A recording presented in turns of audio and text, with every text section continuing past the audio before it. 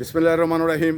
আমরা মানে এই যুগ উপযোগী সিদ্ধান্ত নিই এবং সময় উপযোগী সিদ্ধান্ত নিই। এই সিদ্ধান্তগুলো মানে কেন নিই, সেটা হলো যে এমন সময় এমন কিছু সিদ্ধান্ত নিতে হয় যা সেই সময়টা সেই জিনিসটার জন্য গুরুত্বপূর্ণ।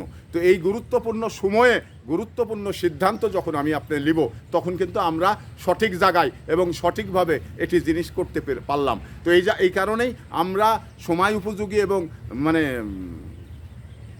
যুগোপযোগী সিদ্ধান্ত নেওয়ার দরকার এবং নিতে হয়। যে কারণে নেওয়ার দরকার সেটা হলো যে মানে ওই সময়টাই আপনি যদি ওই সিদ্ধান্তটা না নেন, তাহলে ওই সময়টা পার হয়ে গেলে ওই সিদ্ধান্তটা আর নিতে পারবেন না। তো এই জন্যে কিছু বিষয় রয়েছে, যেমন এই যে কিছু জলাশয় এবং যেখানে মানে